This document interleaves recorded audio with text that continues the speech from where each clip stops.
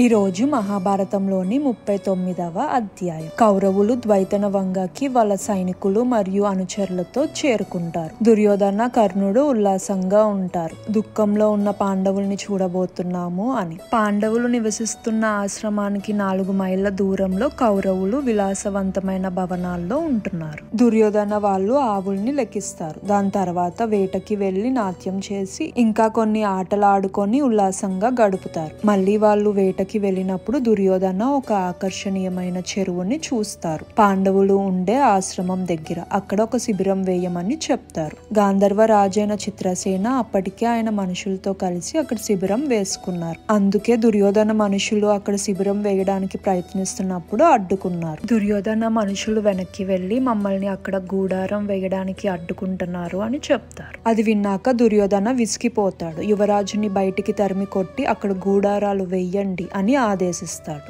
దుర్యోధన పరిచాలకులు మళ్ళీ సరస్సు దగ్గరికి వెళ్తారు. కానీ గాంధర్వులు చాలా మంది ఉండడం వల్ల ఏమీ చేయలేక వెనక్కి తగ్గి వచ్చేస్తారు. దుర్యోధన విషయం తెలుసుకున్నాక కోపంతో పెద్ద సైన్యంతో వెళ్తారు వాళ్ళతో యుద్ధం చేయడానికి. గాంధర్వులు మరియు దుర్యోధన సైనికుల మధ్య గొప్ప పోరాటం జరుగుతుంది. మొదటి పోరాటం కౌరవులకు అనుకూలంగా ఉంది. కానీ ఎప్పుడైతే గాంధర్వ రాజైన చిత్రసేన వస్తారో ఆయన మాయా అస్త్రాలతో అంతా మారిపోతుంది. కర్ణుడు మరియు ఇతర కౌరవ వీరులు వాళ్ళ ఆయుధాలు, వాళ్ళ రథాలు అన్ని కోల్పోతారు. ఇంకా అవమానం తట్టుకోలేక వెనకడుగు వేస్తారు. దుర్యోధన్ని చిత్రసేన రథంలోకి తీసుకెళ్లి ఆయన కాళ్ళు చేతుల్ని బంధిస్తాడు. విజయ శంఖాన్ని మోగిస్తా. అలా కౌరవుల సైన్యం నలువైపులకి పారిపోతారు. కొంతమంది పాండవులు ఉండే నివాసానికి వెళ్లి ఆశ్రయం పొందుతారు. భీముడు దుర్యోధనుడు ఓడిపోయాడు అనే వార్త విన్నాక యుధిష్ఠిరుడితో ఇలాగా అంటారు. గాంధర్వులు మన కర్తవ్యాన్ని నిర్వర్తించారు. దుర్యోధన ఇక్కడికి మనల్ని ఎగతాళి చేయడానికి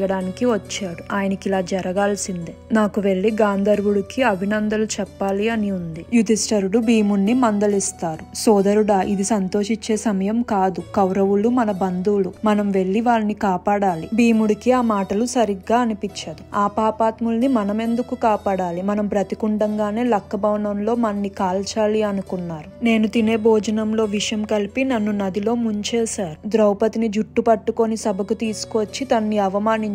అదే సమయంలో దుర్యోధన వేదన ఒక కేకలు వినబడతాయి. యుధిష్ఠిరుడు భీముడు మరియు అర్జునుడిని వెళ్ళమని చెప్తారు. ఇంకా అన్న మాటని జవదాటలేక కౌరవుల్ని కాపాడడానికి వెళ్తారు. భీముడు మరియు కర్ణుడు కౌరవులు ఉండే ప్రదేశానికి వెళ్లి మేము యుద్ధానికి సిద్ధమని గాంధర్వులతో చెప్తారు. చిత్రసేన పాండవుల్ని చూసినాక దుర్యోధన్ని వదిలేస్తారు. ఆయన ఇలాగా అంటారు. గర్వంతో ఉన్న ఈ కౌరవులకి ఒక పాఠం చెప్పాలి అని అనుకున్నాను. అవమానానికి గురైన కౌరవులు హస్తినాపురానికి బయలుదేరతారు. కర్ణుడు కూడా వాళ్ళతో పాటు వెళ్తారు. దుర్యోధన జరిగిన అవమానానికి సిగ్గుతో దుఃఖంలో ఉంటాడు. ఆయన ఇలాగా అంటాడు. నేను చిత్రసేన చేతుల్లో చనిపోయినా పోయేది. పాండవులు నన్ను కాపాడారు అన్న విషయాన్ని నేను తట్టుకోలేకపోతున్నాను. దుశ్శాసనతో ఇలాగా అంటారు. ఈ రాజ్యాన్ని నువ్వే పాలించు. నేను ఇంకా బ్రతకాలి అని కోరుకోవడం లేదు. నా శత్రువులు నన్ను చూసి నవ్వుకుంటారు. దుశ్శాసన దుర్యోధన కాళ్ళు పైన పడి గట్టి గట్టిగా ఏడుస్తాడు. కర్ణుడు ఈ బాధని చూడలేకపోతాడు. కర్ణుడు ఇలాగా అంటారు. ఇది కురుజాతి వీరుడి లక్షణం కాదు. దుఃఖంలో మునిగిపోవడం వల్ల ప్రయోజనం ఏంటి? ఇది చూసి నీ శత్రువులు సంతోషపడతారు.